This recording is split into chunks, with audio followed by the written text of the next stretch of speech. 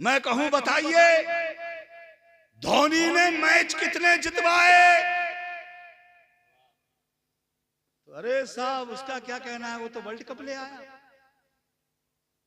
मैं पूछूं बताओ आफरीदी ने छक्के कितने मारे? तो कितने जवान बोलेंगे अरे साहब उसका बल्ला तो आग उगलता था।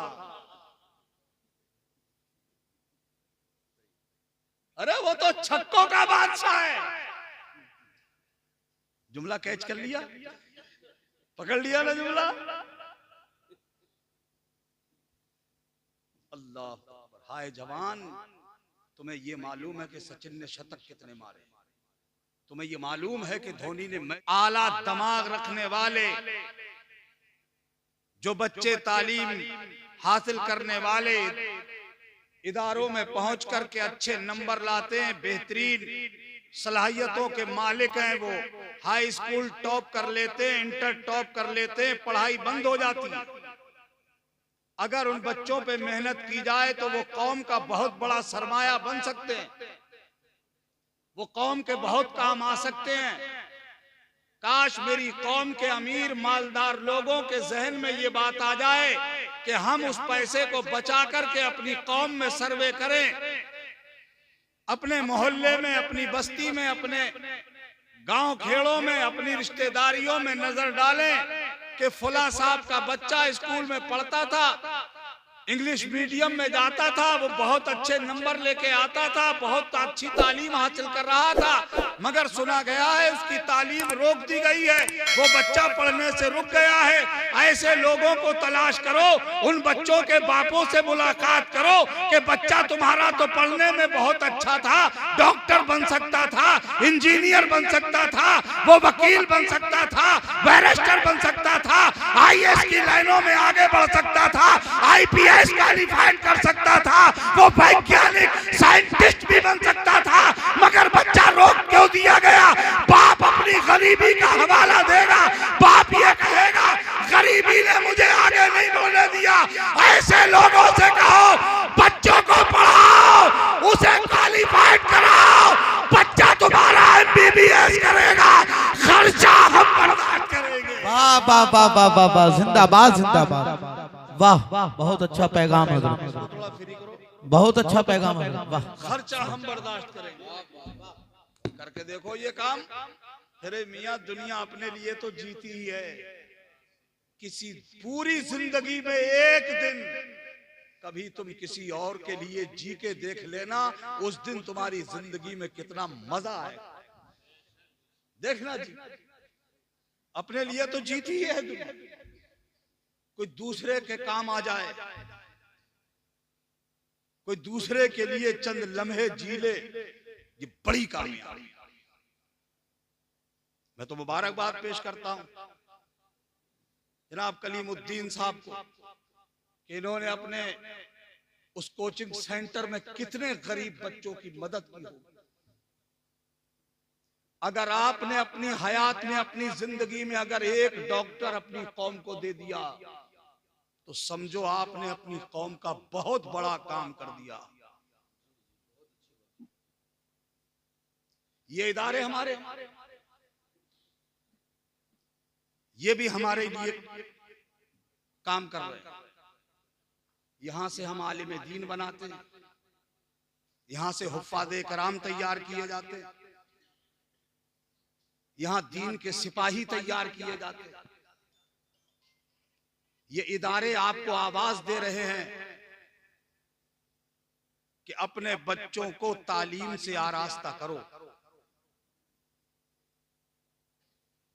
मगर हमारी हालत, खास तौर से मुसलमानों की अपनी पोजीशन एजुकेशन के एतबार से परसेंटेज देख लीजिए कितने परसेंट हैं हम पढ़ने वाले लोग।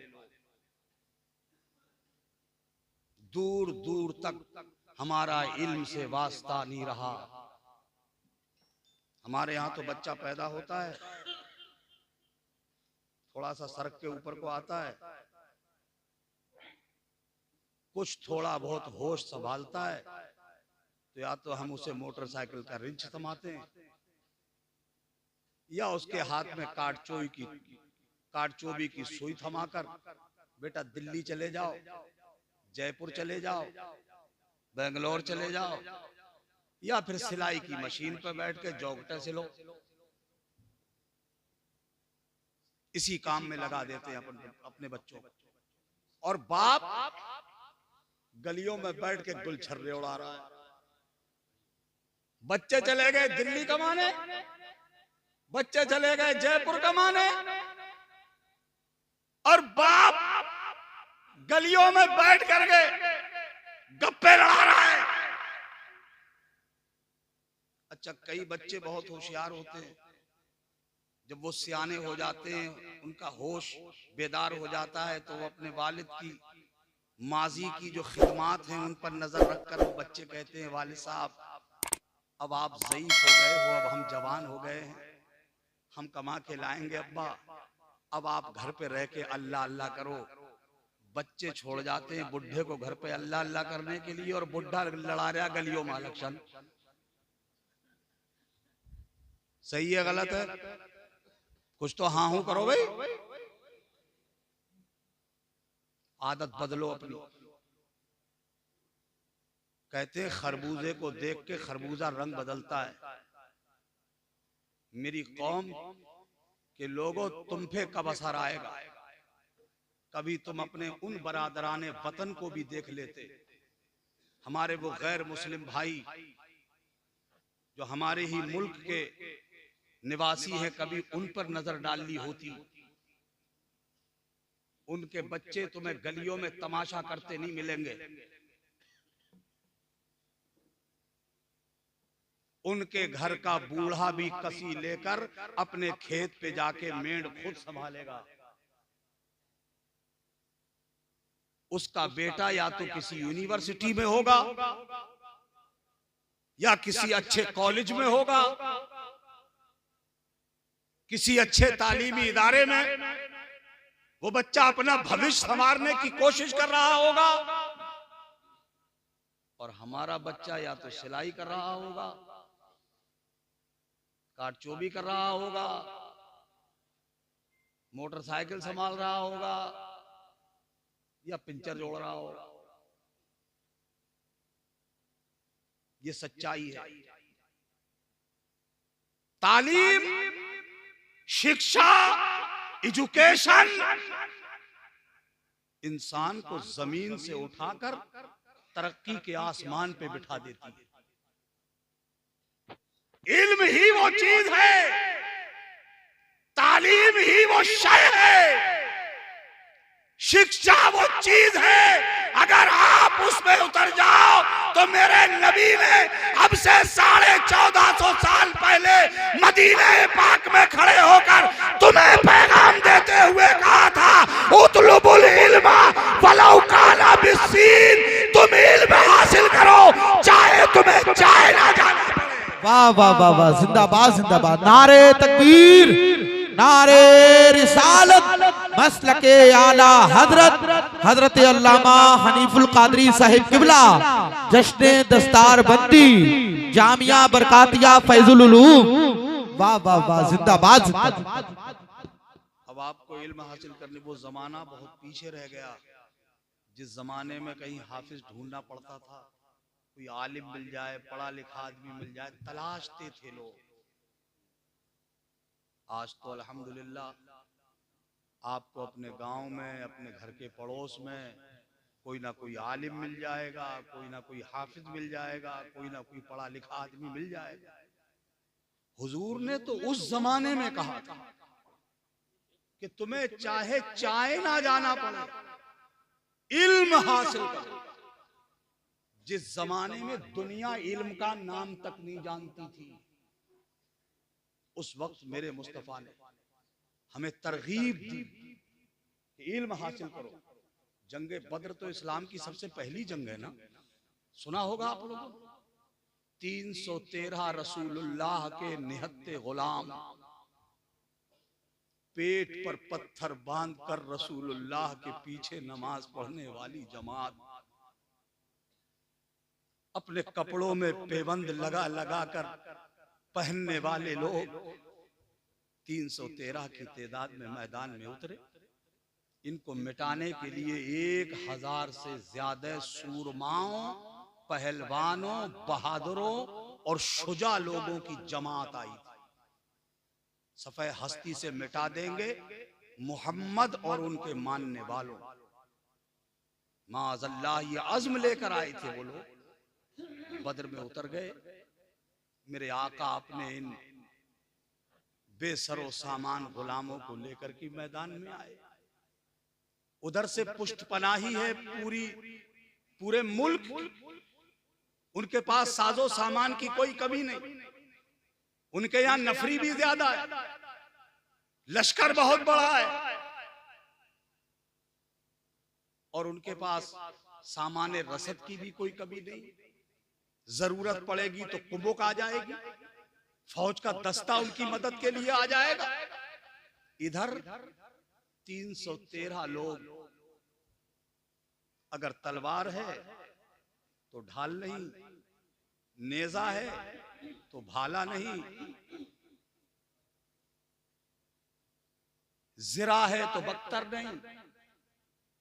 ये बेसरो सामानी का आलम। अल्लाह के नबी सरवरे कौनैन सल्लल्लाहु ताला अलैहि वसल्लम इन गुलामों को लेके मैदान में उतरे।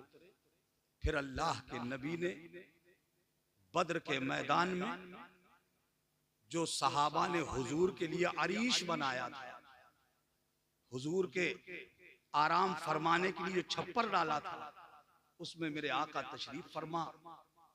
मेरे हुजूर ने अपना सर सजदे में रख दिया, रब की बारगाह में अर्ज की, मालिक मैं तेरे इन निहत्ते बंदों को लेके मैदान में उतर गया हूं। ए परवरदिगार, तू अब इन अपने निहत्ते बंदों की मदद कर। अगर ये आज हार गए, अगर आज इनकी मदद नहीं की गई, अगर ये आज मार दिए गए, तो फिर इस जमीन पर तेरा नाम लेने वाला कोई नहीं होगा। अब मदद फरमा इनकी। अल्लाह ने अपने हबीब की दुआ को कबूल फरमाया, आसमान से मदद आई। फिर ये 313 हजारों पे गालिब आए, 70 मारे गए, 70 को गिरफ्तार कर लिया गया। 70 जो पकड़े गए थे उनको मदीना पाक में लाया गया। मशवरे के लिए मजलिस शूरा मुनक्किद की गई। मजलिस में बैठे सहाबा से पूछा गया कि ये जो 70 लोग गिरफ्तार करके लाए गए हैं, इनके साथ क्या मामला किया जाना चाहिए। किसी ने कोई मशवरा दिया, किसी ने कुछ कहा, किसी ने जिससे जो हो सका उसने अपनी अपनी बात कही कि ऐसा करो इनके साथ, ऐसा करो इनके साथ, ऐसा करो।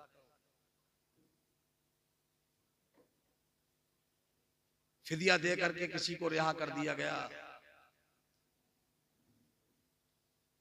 मगर उनमें जो लिखना जानते थे और जो पढ़ना जानते थे लोग, जो गिरफ्तार करके लाए गए थे, उनका जो फिदिया मुंतखब किया गया, मेरे हुजूर ने उन पढ़े लिखे लोगों को अलग किया और फरमाया, तुम हमारी कौम के इतने बच्चों को लिखना और पढ़ना सिखा दो, तुम्हें रिहा कर दिया जाएगा।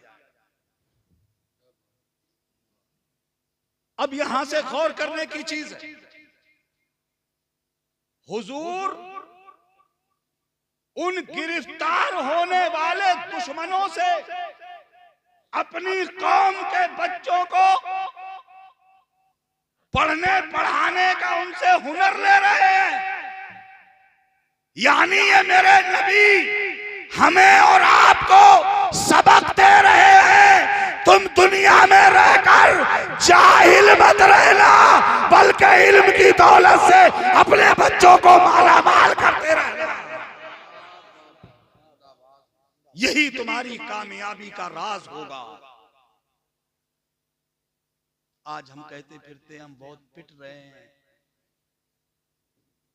हमारी कोई हैसियत बाकी नहीं है, कोई औकात नहीं रह गई। दुनिया हमें अपने पास बिठाने में भी आर महसूस कर रही है। थूक रहे हैं लोग, हमारे हालात जिंदगी को देखकर दुनिया थू थू कर रही है। क्या रह गई ये हैसियत हमारी? सोचा है कभी एक लम्हे के लिए? गौर किया है कभी? जहन में आती है कभी बात? आज हमारी क्या पोजीशन है? और वो हम ही हुआ करते थे, कोई और नहीं, वो हम ही हुआ करते थे। अपने बाप दादा की तरफ नजर डालो, अपने माजी की तरफ नजर डालो, पिछले मुड़ के देखो, वो आप ही थे कि जब आपके कदम जिस आबादी से, जिस बस्ती से निकल जाते थे, अपने कदमों के आप अपने निशान छोड़ जाते थे। आज हमारी हालात जिंदगी देख के दुनिया थूक रही है हमें। आओ मैं तारीख का एक वर्क पढ़ता हूं, तवज्जो है? बात समझ आ रही है? एक बार सब जरा कहो सुभान अल्लाह। बस एक वर्क पढ़ के सुनाता हूं मैं तारीख का, और उसके बाद तकरीर खत्म, क्योंकि अभी और मेहमान आ रहे हैं और मिंबर शरीफ पर एक बहुत अजीम खतीब बैठे हैं। वो चतुर्वेदी भी हैं, वो माशाअल्लाह एडवोकेट भी हैं, वो एक आलिम दीन भी हैं। अब ये मिंबर शरीफ के आप दोनों कोनों पे देखो, एक तरफ बेटे ने कब्जा कर लिया है और एक तरफ वालिद साहब जलवा अफरोज हैं। माशाअल्लाह ये दीनी माहौल का असर है कि बेटा भी आलिम दीन है, बेटा भी मौलवी जैसा दिखता है और वालिद भी आलिम दीन नजर आता है। ये नकीब अहले सुन्नत अदीब शहीर हजरत मौलाना मोइनुद्दीन साहब इधर ये तशरीफ फरमा है, साहबजादे हैं, इधर वालिद गिरामी हैं। माशाअल्लाह इन्होंने अपने पूरे घर को बिल्कुल दीनदार बना के रखा है। चेहरे बता रहे हैं तो अंदाजा ही हो गया होगा आप लोगों को। अब सुनो तारीख का एक वर्क, मुसलमानों हम क्या थे और क्या हो गया। आज हमारी और आपकी पोजीशन क्या है? मैं आज से तकरीबन 1400 साल पीछे लेके चलता हूँ आपको। खलीफा दोम अमीरुल मोमिनीन हजरत उमर फारूक आजम रदी अल्लाह ताला अन्हु का दौरे खिलाफत, उनका दौरे खिलाफत है। मदीने पाक की मुकद्दस सरजमीन है। चंद रसूलुल्लाह की बस्ती के लोग सर पर कफन पहनकर आबादी से बाहर निकलना चाहते हैं। चंद लोग हैं, सर पे कफन पहना हुआ है, आबादी से बाहर निकले। मैं ख्यालात की दुनिया में उनकी खिदमत में हाजिर हो गया और हाजिर होकर मैंने उनसे अर्ज किया कि आपने ये सर पे जो कफन पहन लिया है, कहाँ का इरादा है, किधर चले हैं आप? तो उनके अज़्म और हौसले ने जवाब दिया कि वो कुरान जो अल्लाह ने हमारे नबी पे नाजिल किया है, उस कुरान को हम जमीन के आखिरी हिस्से तक पहुंचाने की कसम खा के निकले। ये कुरान पाक नाजिल तो हुआ था मक्के शरीफ में और मदीना शरीफ में। आप कभी कश्मीर जाना और कश्मीर में जाकर के आप उन बुलंद बाला पहाड़ियों की चोटियां देखना कि हजारों फीट ऊंचाई पर एक मकान बना हुआ है, तो दूसरा मकान हजारों फीट के फासले पर दूसरी चोटी पे बना हुआ है। ठहरोगे आप, अजान का वक्त होगा तो कभी इस चोटी से अल्लाह अकबर की आवाज आएगी, कभी उस वादी से आवाज आएगी। जरा बताओ उन कश्मीर की वादियों में, उन चोटियों पर ये अल्लाह का कुरान लेके कौन आया था? ये कैसे पहुंचा कुरान? ये उन्हीं मुजाहिदीन इस्लाम की कोशिशों का नतीजा है कि कुरान सिर्फ मक्का मुअज्जमा और मदीना मुनव्वरा के अहाते तक महदूद नहीं रहा, दुनिया के आखिरी कोने तक पहुंच गया। निकले वो लोग। मैं उस जमाने की बात कर रहा हूं जिस जमाने में पूरी दुनिया में दो ताकतें सुपर पावर थी, जिनके शाना बशाना खड़े होने की हिम्मत पूरी दुनिया में किसी की नहीं थी। कोई इनसे आंख में आंख डाल के बात नहीं कर सकता था। बहुत पावरफुल लोग थे ये। एक ताकत का नाम था कैसर और दूसरी ताकत का नाम था किसरा। ईरान के बादशाह को किसरा कहा जाता था और रूम के बादशाह को कैसर कहा जाता था। मैंने तारीख के आईने में इन बुजुर्गों की जो सर पर कफन पहन के निकले, इनके रुख का अंदाजा लगाया ये किधर जा रहे हैं। तो उन्होंने दुनिया की सबसे सुपर पावर ताकत कैसर की तरफ को रुख कर रखा है, यानी रूम की तरफ चले हैं। रूम की सरहद के करीब पहुंचे। जो उस वक्त का कैसरे आजम था हिरकल, इंतहाई जालिम और दज्जाल किस्म का बादशाह, बहुत मगरूर। उसने इंतहाई तकब्बुर और घमंड के आलम में अंगड़ाई दी। उसके सुराग रसानों खुफिया एजेंसियों ने उसको खबर दी कि अरब के कुछ लोग आए हैं आपकी सरहद पर। उसने मगरूराना लबो लहजे में कहा कि ये अरब के बद्दू नंगे भूखे लोग, इनकी इतनी जसारत कि मेरी सरहद के करीब आ गए। ये जाओ इंसानों का इतना बड़ा सैलाब लेकर जाओ जैसे पानी का सैलाब खसो खाशाक को बहा ले जाता है, ऐसे ही इनको तिनकों की मानिंद बहा के रख दो। इनके कदम मेरी जमीन पे आने नहीं चाहिए। दुनिया वालों, ये आसमान में लगे हुए चांद और सूरज, इन्होंने अपनी आंखों से वो मंजर देखा है। इनसे कसम लेके पूछो, आज भी ये ज़बाने हाल से बताते नजर आएंगे, वरना तारीख का सूरज तो कयामत तक पूरी दुनिया को आईना दिखाता रहेगा कि नबी के इन गुलामों को पीछे हटाने के लिए जितने भी लश्कर पे लश्कर, सिपाह पे सिपाह, फौज पे फौज भेजे जाते रहे, जितना इनको पीछे ढकेलने की कोशिश की गई, ये रसूलुल्लाह की मोहब्बतों के सहारे, अल्लाह की मदद के सहारे उतना ही आगे बढ़ते चले गए। वाह वाह वाह, सुभान अल्लाह सुभान अल्लाह। और एक वक्त ऐसा आया कि नबी के इन गुलामों ने रूम के कलेजे में इल्लल्लाह का झंडा लहरा दिया। बेशक सुभान अल्लाह। ये लोग, ये वो जमाना था जिस जमाने में शहर होते थे किलाबंद, बड़े बड़े भारी भरकम किले बनाए जाते थे, उनके बीच में शहर आबाद होते थे। एक किलाबंद शहर सामने आया और ये जो छोटा सा लश्कर है, इसके जो कमांडर इन चीफ है, सिपह सालार हैं, अगर उनका नाम बताऊंगा तो ईमान ताजा हो जाएगा। बता दूं, सुनोगे? सैफुम मिन सुयूफिल्लाह, अल्लाह की तलवारों में से एक तलवार, हजरत खालिद इब्ने वलीद। आपको लुत्फ नहीं आया? ये नाम सुनकर के आपको आपका जज्बा बुलंद नहीं हुआ? क्यों? इसलिए कि आपने इस हस्ती के बारे में जाना ही नहीं। हाँ, अगर इतने लोग बैठे हो, मैं अगर ये क्वेश्चन करूं, ये सवाल कर दूं, बताओ भाई सचिन तेंदुलकर ने शतक कितने मारे?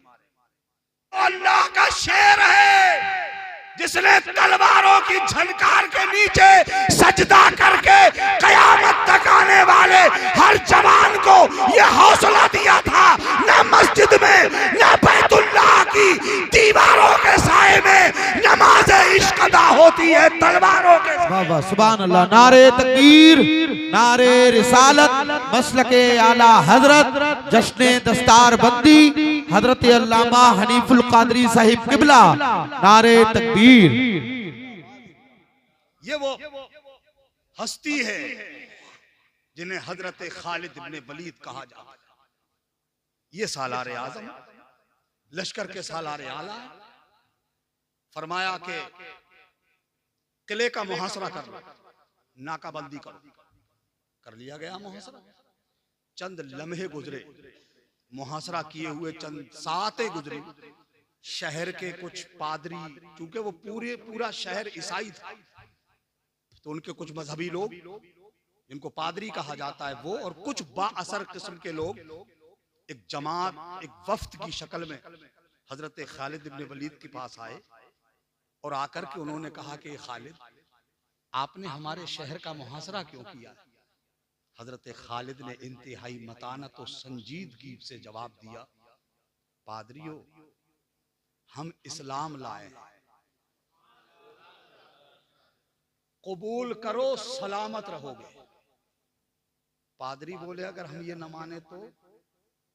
फरमाया, फिर जुजिया दीजिए, उस जुजिया के इवज में हम दुनिया की हर ताकत से तुम्हारी हिफाजत करेंगे, तुम्हारी बेटियों की तरफ कोई निगाह नहीं उठा सकेगा, तुम्हारी इज्जत, आबरू, जान, माल, इसकी हिफाजत के जिम्मेदार हम हैं, कोई आंख उठा के देख नहीं सकेगा तुम्हारी तरफ।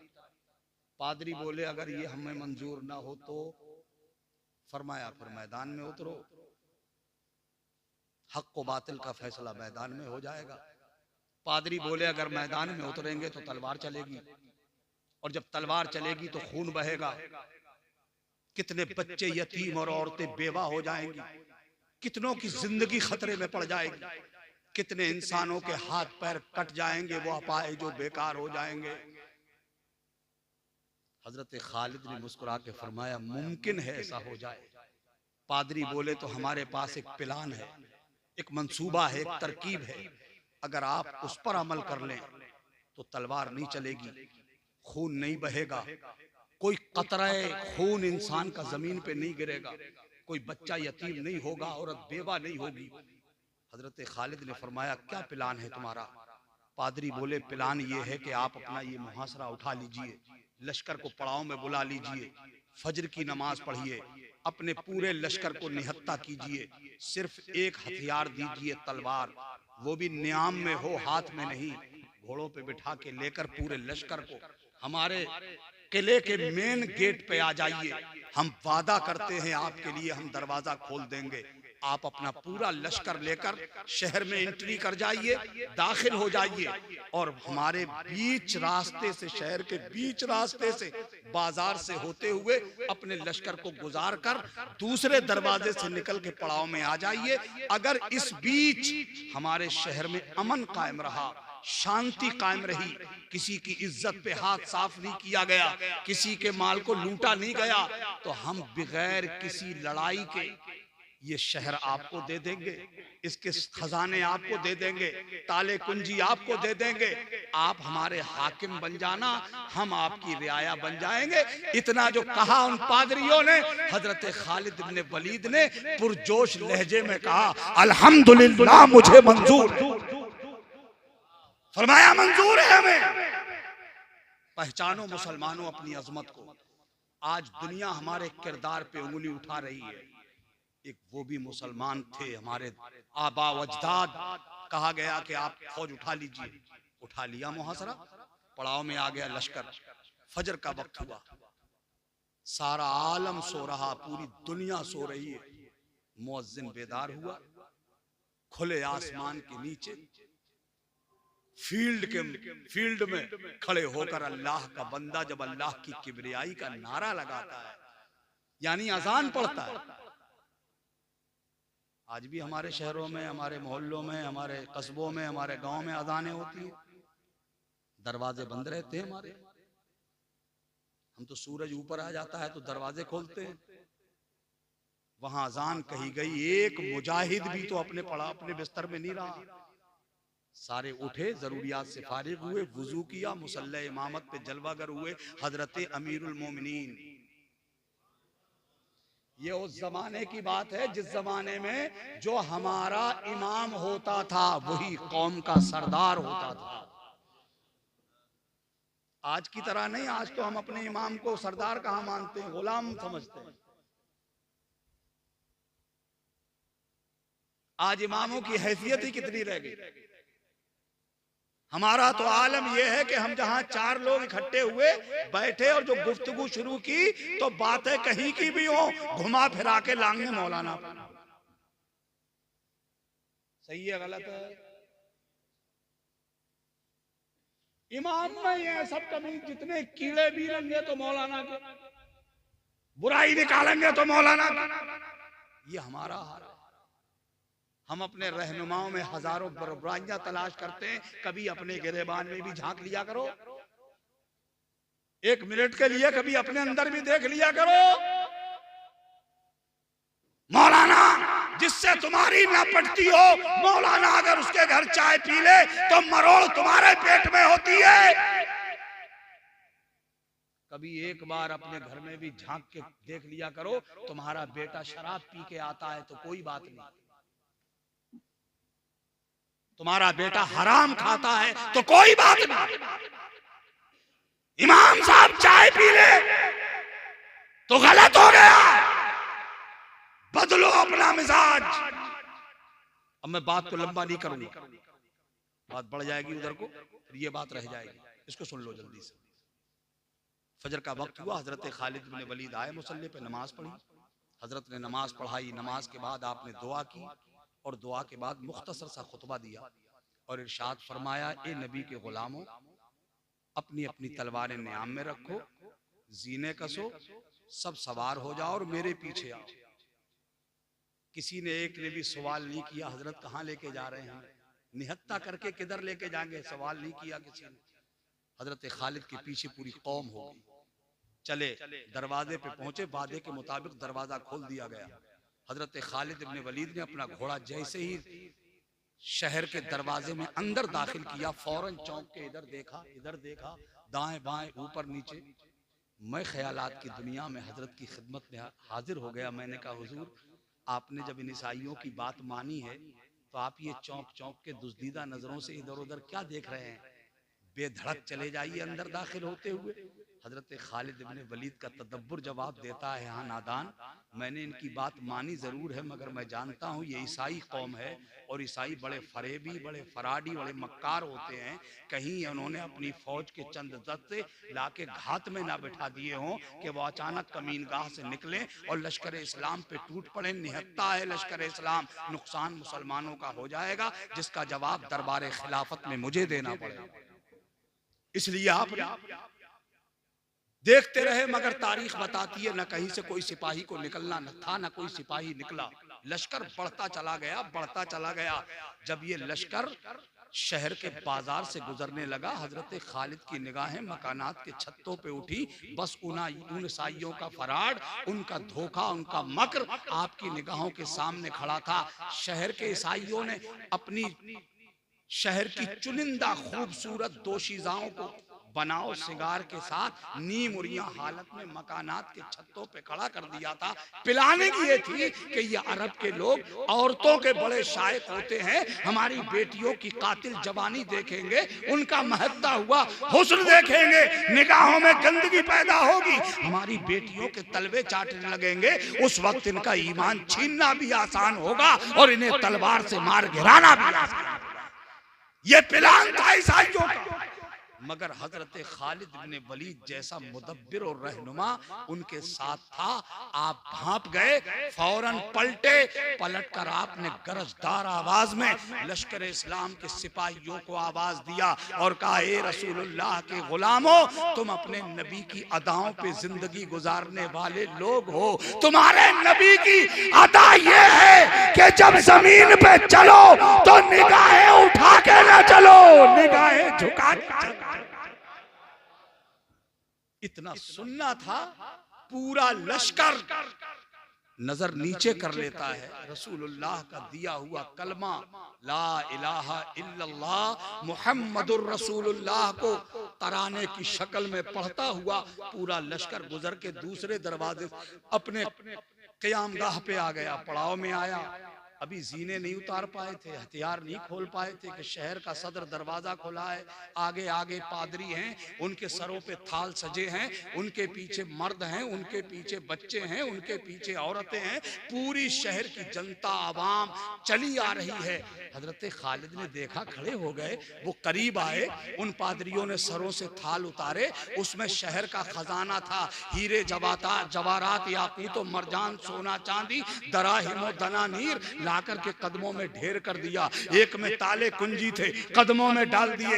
हजरत खालिद ने कहा ये क्या कर रहे हो? पादरी बोले हुजूर हमने वादा किया था आपसे कि खजाना आपको दे देंगे, शहर आपको दे देंगे, हम अपना वादा निभाने आए हैं। आपने फरमाया पादरियों अगर तुम्हें ईफाए अहद ही करना था, तुम्हें अपना वादा निभाना था, तो ये काम तो तुम तन्हा भी कर सकते थे, अकेले भी कर सकते थे। सारी जनता को क्यों लाए हो, सारी आवाम को क्यों लाए हो, सारी रियाया को क्यों परेशान किया है, ये अकेले क्यों नहीं आए? तो पादरी कहने लगे हुजूर हम इन्हें नहीं लाए, ये हमें लेके आए हैं। इनका कहना ये है कि खजाने करो खालिद के हवाले, ताले कुंजी करो खालिद के हवाले, शहर करो खालिद के हवाले, और खालिद से कह दो हम सबको करें अपने नबी के हवाले।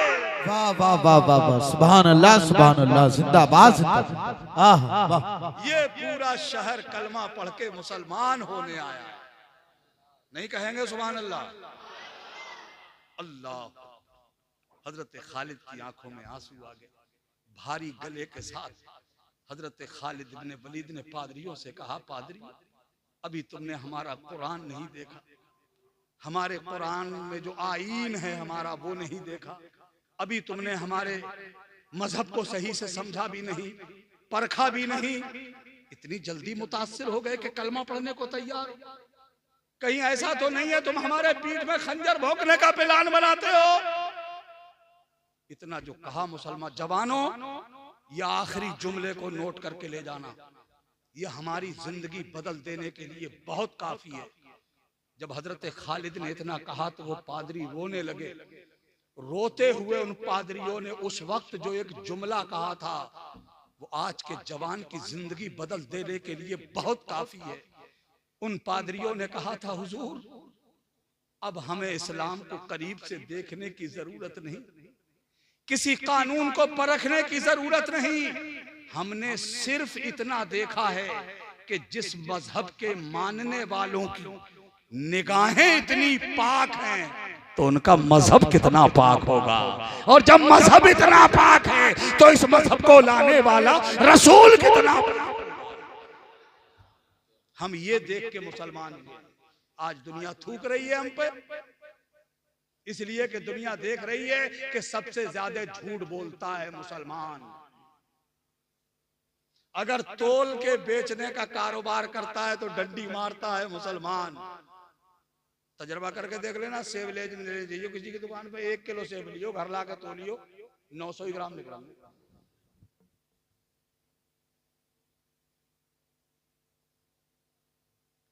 हमारा कैरेक्टर हमारे मुस्तफा ने कैसा बनाया था और आज हमने क्या बना लिया।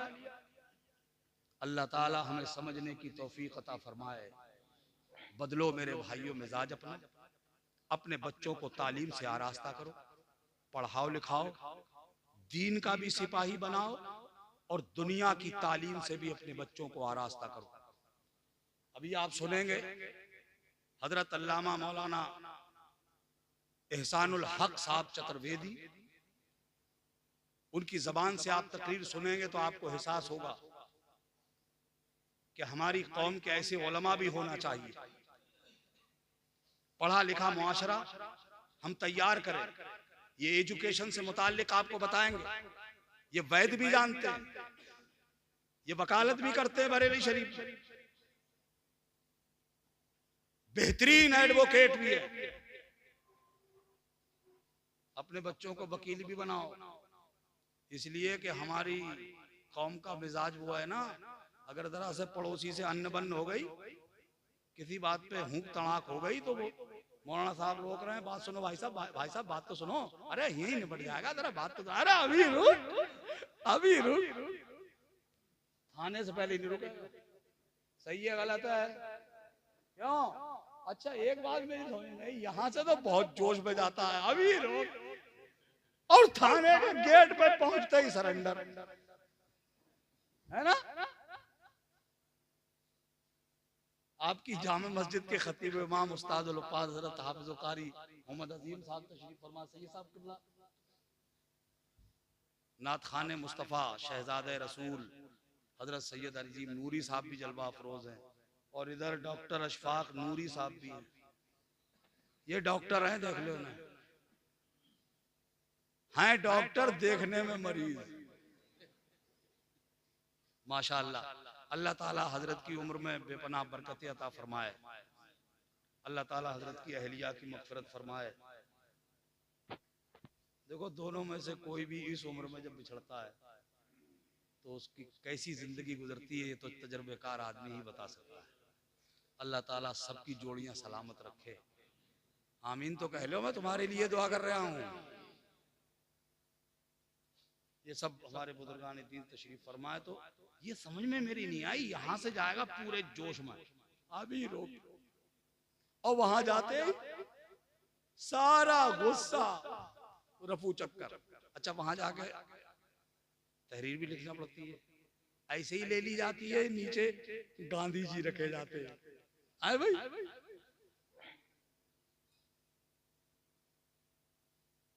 यहां समझा रहे हैं, यहां रोक रहे हैं अल्लामा साहब, सभासद साहब, चेयरमैन साहब, बात सुनो यही निपटा देंगे। अरे क्या करो जाकर, अरे ना माने। इसलिए वकील भी बहुत जरूरी है, क्योंकि अब यहाँ से मामला जाएगा फिर कचहरी में, और कचहरी में बैठे हैं लाल काले कोट वाले डकैत, है ना। तो इसलिए ये भी जरूरी है ताकि मेरी कौम के लोग लड़ भिड़ के वहां पहुंचे तो ये तुम्हारे दरमियान सुलह करा सके, वरना वकील सुलह नहीं कराते, तुम्हारे अंदर जोश भरते, रोज हर तारीख पे नया इंजेक्शन लगाते। फिक्र मत करो, तुम्हारे मुखालिफ को सूली पे लटकवा दूंगा। हर तारीख पे लगाएगा इंजेक्शन एक, और देगा क्या, तुमसे लेगा 500 और छोटी सी पर्ची पे लिख के देगा तारीख, बस। अल्लामा राशिद साहब, यही तो हो रहा है। इसलिए वकील भी बनाना जरूरी है। डॉक्टर बनाओ, बच्चों को इलाज के नाम पे भी लूटा जा रहा है हमें, बाज़ाब्ता प्लानिंग है। अरे जमीनें बिकवा दी इलाज के नाम पे लोगों ने। अरे मर जाते हैं लोग, उसके मुंह पे वो लगा देते हैं ऑक्सीजन, वो कहते तो ऑक्सीजन है, वो मुंह बांध देते हैं और हवा भरते हैं उसमें, और पेट फुला रहा है, चला रहा है सांस, और वो बेचारा मरा हुआ है, और लेट रहे हैं। नोट प्लाट है बेच लो, जमीन है बेच लो, मकान है बेच, घर बिकवा बर्बाद कर दिए कितने इलाज के नाम पर। इसलिए अपने बच्चों को MBBS डॉक्टर भी बनाओ, MS भी बनाओ, MD भी बनाओ, PM भी बनाओ, ताकि तुम्हारा बच्चा तुम्हारा इलाज करता नजर आए, ताकि मेरी कौम की जमीनें बिकने से बच जाएं। वकील भी बनाओ और IAS की लाइनों में भी तैयारी कराओ, बच्चों आगे बढ़ाओ, बच्चों को IAS IPS बनाओ, बच्चों को अधिकारी, ऊंचे ऊंचे अधिकारी बनाओ। मगर ये होगा तब, ये जो हमारे खोपड़ियों में भर दी है ना, अरे यार पढ़ा लिखा के क्या करोगे, मुसलमानों को नौकरी मिल रही है,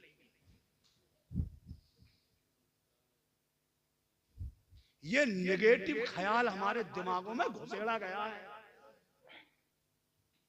पढ़े ना लिखे, नाम मोहम्मद फाजिल, पढ़े ना लिखे, नौकरी नहीं मिल रही है, नौकरी नहीं। अरे पढ़ तो पहले, पढ़ेगा लिखेगा कुछ नहीं। अरे पढ़ने से पहले ही तेरे घर में नौकरी का लेटर आएगा तो पढ़ाएगा। पहले पढ़ाओ, इस काबिल बनाओ बच्चे को, इस लायक बनाओ कि तुम्हारे बच्चे को जाने की जरूरत न पड़े, दुनिया तुम्हारे बच्चे की तालीम से मुतासिर हो के दुनिया खुद तुम्हारे दरवाजे पे दस्तक देने पे मजबूर हो जाए। ऐसा बहुत जरूरी है पढ़ना लिखना। ये मदरसों में जलसे होते हैं, ये दस्तारबंदियों की, ये इसीलिए होते हैं ताकि आपको जगाया जाए, अपने बच्चों को पढ़ाओ, हाफिज कुरान भी बनाओ, आलिम दीन भी बनाओ, ये भी बहुत जरूरी है। डॉक्टर, इंजीनियर, दुनिया की आला से आला तालीम, हायर एजुकेशन के लिए बच्चों को तैयार करो। खूब पढ़ाओ लिखाओ, खुद बहुत मेहनत कर लो। देखो खुद परेशानी उठा लो, ये बगले बजाते मत फिरो गलियों में, बच्चों को समझे आप भेज दिया कि जा सीजन करके आओ जैकेट की, फिर कुर्ती सिलन जाइए। हैं? ये मिजाज बदल लो, खुद मेहनत कर लो, परेशानी उठा लो। हमारे बुजुर्गों ने हमसे कहा है 2 वक्त की खाते हो तो 1 वक्त की खा के गुजारा करो, मगर बच्चों को पढ़ाओ। 1 वक्त में 2 रोटी खाते हो तो 1 रोटी खाओ, बच्चों को पढ़ाओ। और अगर 1 रोटी खाते हो तो आधी रोटी खाओ, बच्चों को। ये बहुत बच्चों को तालीम से आरास्ता करो। अल्लाह ताला मुझे आपको सबको अमल की तौफीक अता फरमाए। सब लोग एक बार कलमा पढ़ लो, ला इलाहा इल्लल्लाहु मुहम्मदुर रसूलुल्लाह व आखिरु दावाना अनिल हम्दुलिल्लाहि रब्बिल आलमीन। अस्सलामु अलैकुम व रहमतुल्लाहि व बरकातहू।